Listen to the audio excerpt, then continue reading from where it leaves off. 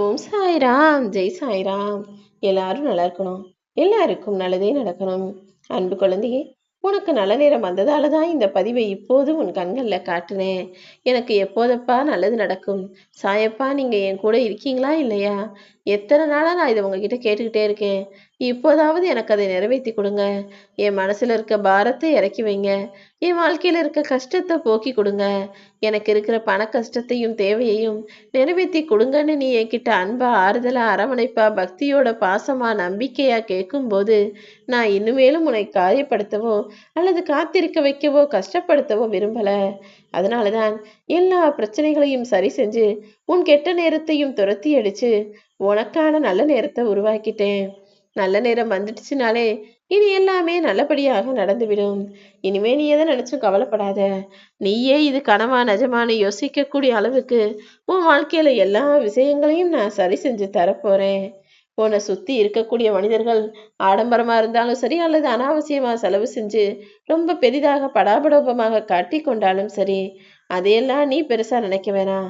உன் வாழ்க்கையில உனக்கு என்ன கிடைச்சிருக்கு, உனக்கு என்ன அமைஞ்சிருக்கோ அதை வச்சுக்கிட்டு சந்தோஷமாக, மனநிறைவாக, மன திருப்தியோடு சிரிச்ச முகமாக வாழ பழகு. உனக்கான நாள் இந்த நாளாக இருக்கும்போது இனி நீ எதுக்காகவும் யாரை பார்த்தும் ஆசைப்படவோ எதிர்பார்க்கவோ அவசியமே இருக்காது. நீ உன் வாழ்க்கையில ஆரம்பத்தில் வாழ்ந்த கஷ்டமான நாட்களை மட்டும் மறக்காத. கஷ்டப்பட்ட நாட்கள் எல்லாமே, உனக்கான கவலைகளை கொடுத்த நாட்கள் எல்லாமே உனக்கான சந்தோஷத்தையும் தரும் என்பதை புரிந்து கொள்ளேன் செல்லமே. ஏன்னா ஆடம்பரத்தை ஆசைப்படுறது தவறில்லை. ஆனால் ஆரம்பத்தை மறந்துட்டு, கஷ்டப்பட்ட நாட்களை மறந்துட்டு அடுத்தவர்களை அலட்சியப்படுத்துவதும் எல்லாத்தையும் அலட்சியமாக நினைப்பதும் தவறாக போயிடும். உன்னை நேசிக்கும் மனிதர்களை நீயும் பாராட்டி பழகு. தேவைப்படுறவங்களுக்கு உதவி செய். யாராவது உன்னை காயப்படுத்தினாலும் மன்னிச்சு மறந்து போய்கிட்டே இரு. ஆனா உன்னை விட்டு விலகியவர்களை மட்டும் நீ தேடி போகாதே என் செல்லமே.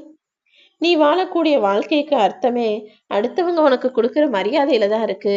அடுத்தவர்கள் உனக்கு மரியாதை கொடுப்பதை வச்சே நீ எப்படிப்பட்ட ஆளாக இருக்க, ஒழுக்கமான ஆளா இருக்கியா, நேர்மையான ஆளா இருக்கியா, எல்லாருக்கும் நல்லது சரியாங்கிறது உனக்கு தெரிய வந்துவிடும் தானே.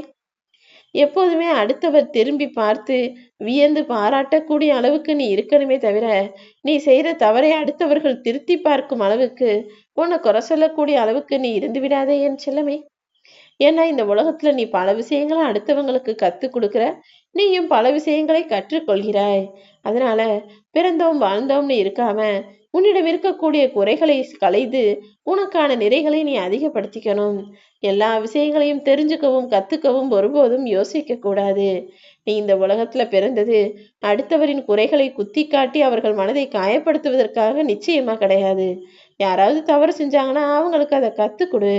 அல்லது அவர்கள் செய்தது சரியாக இருக்கும் பட்சத்தில் அதை உன் வாழ்வில் நீ பின்பற்ற கற்றுக்கொள் என் செல்லமே.